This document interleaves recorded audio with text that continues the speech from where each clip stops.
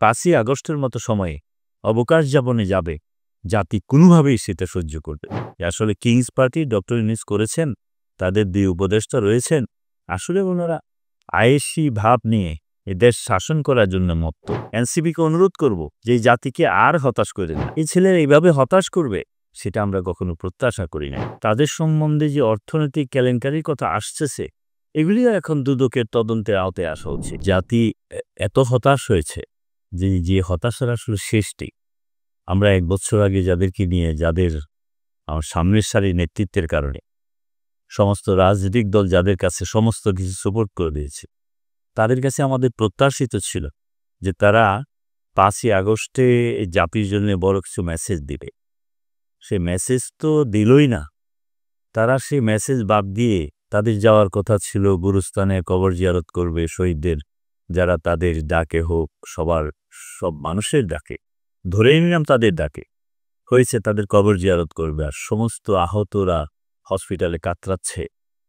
তারপরে সবচেয়ে বড় জিনিস যে জুলাইয়ের এই অভ্যুত্থানের একটা ইশতেহার পাঠ করার কথা ছিল, সেটা আসলে অনেক আগেই হওয়ার কথা ছিল।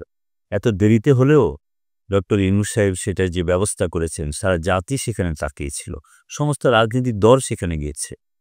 এই জায়গার মধ্যে এই ছেলেগুলা যারা এই জাতির সবচেয়ে স্বপ্নের জায়গাতে ছিল, তারা এই চলে গেলেন কক্সবাজারে অবকাশ যাপনে। তাদেরকে এই ঘটনার পরে জাতি এত হতাশ হয়েছে, এনসিপি নিজেও হতাশ হয়েছে। হতাশার কারণেই তাদের সভাপতি এবং সাধারণ সম্পাদক, আহ্বায়ক, মেম্বার সেক্রেটারি তাদেরকে শোকজ করছে। আসলে শোকজ কাকে করেছে সেটা আমি পরে আপনাকে প্রশ্নের উত্তর দিচ্ছি, যে আসলে এই দলই তো এরা এই 4-5 জন। 5 জনকে যারা শোকজ করলো, এই 5 জনকে শোকজের পরে যদি বহিষ্কার করে, যদিও বা এই বহিষ্কার হবে না, জাস্ট লোক দেখানোর জন্য করা হচ্ছে, বহিষ্কার করে তো এই দলেরই আর কিছু থাকে, কিন্তু শোকজ করেছে মানুষকে দেখানোর জন্যই হোক, এই জন্য একটা ধন্যবাদ পাবে। তবে তারা যে গেলেন কক্সবাজারে, তাদের বিবেকে কি একবার বাজলো না যে 5ই আগস্টে এই জাতি কত শহীদের রক্তের উপর দাঁড়িয়েছে, কত কান্না হয়েছে এদেশে, কত সন্তানদেরকে বাসে ট্রাকে পুড়িয়ে মেরে ফেলেছে, কত শিশু হত্যা হয়েছে।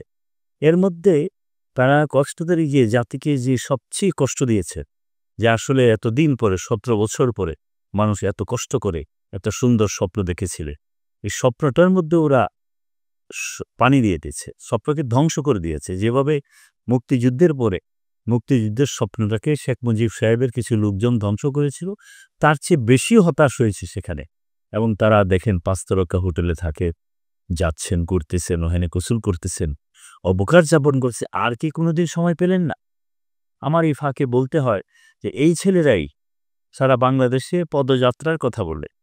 তারা যেদিন মাইলস্টোন কলেজে আমাদের সমস্ত শিশুরা আগুনে পুড়ছিল, সেই সময় সমস্ত রাজনৈতিক দল সেখানে গেল।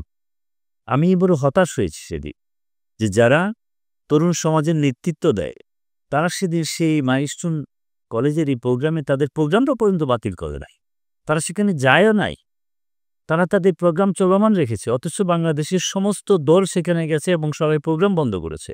সেখানেও হতাশ হয়েছি। এবং কক্সবাজারের এই ঘটনা আর এই দুইটা যদি আপনি মিলান, তাহলে মনে হবে যে আসলে এই ছেলেরা আর সেই পথে নেই, যাদের কাছে আমরা স্বপ্ন দেখছিলাম সেটা তারা নিজেরা শেষ করে দিচ্ছে। তার জন্য টিআইবির চেয়ারম্যান ডক্টর ইফতিখার বলেছেন যে আসলে কিংস পার্টি ডক্টর ইউনূস করেছেন, তাদের 2 উপদেষ্টা রয়েছেন, আসলে ওনারা আয়েশি ভাব নিয়ে এ দেশ শাসন করার জন্য মত্ত।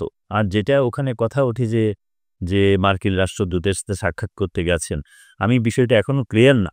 যদি পিটার হাসের সাথেও সেখানে সাক্ষাৎ করতে যান, যদি সত্য ঘটনা হয়ে থাকে, তাহলে ধরতে হবে যে আমাদের এই ছেলেরা শহীদের রক্তের উপর দাঁড়িয়ে দেশকে ভালো করার জন্য চিন্তা করে নাই। তারা চিন্তা করেছে কিভাবে ক্ষমতায় যাবে, কিভাবে নির্বাচন পিছাবে, কিংবা অন্য কিছু চিন্তা তাদের মাথায় আছে। আমি ডক্টর ইউনূসকে অনুরোধ করব এই বিষয়টা অবশ্যই তদন্তের আওতায় আনতেছি। এনসিপিকে অনুরোধ করব যে এই জাতিকে আর হতাশ করেন না।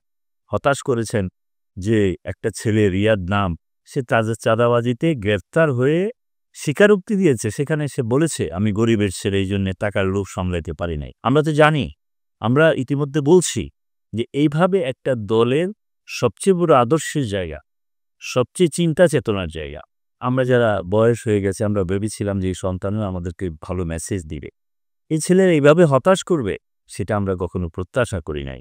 তবে এখন সময়ের কথা যদি বলতে হয় যে যারা এই কাজটা করেছে, 5 স্টার হোটেলে গিয়েছে, বিমানে গিয়েছে, থেকেছে, এখন আমাদের বিশ্বাস হচ্ছে তাদের সম্বন্ধে যে অর্থনৈতিক কেলেঙ্কারির কথা আসতেছে, এগুলিও এখন দুদকের তদন্তের আওতায় আসা উচিত। কারণ না হলে শহীদের রক্তের উপর দাঁড়িয়ে তাদের রক্তের সাথে যারা প্রতারণা করবে, আর যাই হোক তাদেরকে ক্ষমা করা যাবে না। তাহলে একদিন এই বাংলাদেশে আর কেউ কোনোদিন ভালো কাজের জন্য রাস্তায় নামবে না। আর জুলাই যোদ্ধা হতে যাবে না। কারণ এই জুলাইয়ের যে অভ্যুত্থানের সাথে আপনি ধরে নেন অন্তত প্র্যাকটিক্যাল ফিল্ডে ছিল ৬ থেকে ৭ কোটি মানুষ। কারণ আপনারা দেখেছেন ৫ই আগস্টে কিভাবে মানুষ রাস্তায় নেমেছে। গণনা করলে শেষ করা যাবে না। মানুষ নিহত, আহত হয়েছে, সেখানে শ্রমিক, মধ্যবিত্ত শ্রেণীই বেশি ছিল। সেখানে ঢাকা বিশ্ববিদ্যালয়ের কোনো ছাত্র আপনি খুঁজে পাবেন না। সেখানে অন্যান্য বিশ্ববিদ্যালয়ের ছাত্র খুব কম পাওয়া যাবে। বেশি মারা গেছেন শিশু, তারপরে শ্রমিক, কৃষক, রিকশাওয়ালা, মেহনতি মানুষ। সুতরাং আপনাদের এই আহ্বানে বিশ্বাস করেছিল তারা।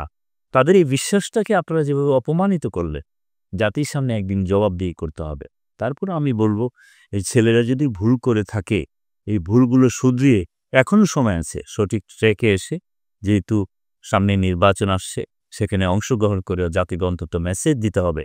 আর নইলে ফ্যাসিস্ট হাসিনা, যার বিরুদ্ধে এত কথা হয়েছিল, এই সমস্ত কথা পানির মতো হয়ে যাবে। এই হাসিনা আবার ফিরে আসবে। আর ও যদি আরেকবার ফিরে আসে, তাহলে জাতির কপালে যে কি দুর্গতি আছে, সেটা আসলে ভেবে শেষ করা যাবে না। ইতিমধ্যেই আমরা ইন্ডিয়া থেকে অনেক কথা শুনতে পাচ্ছি। যাক, আমি আর কথা বাড়াবো না। আমি শুধু বলব, এই ছেলেদেরকে এই ধরনের ভুল ৫ই আগস্টের মতো সময়ে অবকাশ যাপনে যাবে, জাতি কোনোভাবেই সেটা সহ্য করবে। আমিও সেটা সহ্য করি নাই। আমি তারপরেও অনুরোধ করব এই পথ থেকে সরে এসে সঠিক পথে যাওয়ার জন্য। ধন্যবাদ আপনাকে সময় উপযোগী প্রশ্ন করার জন্য।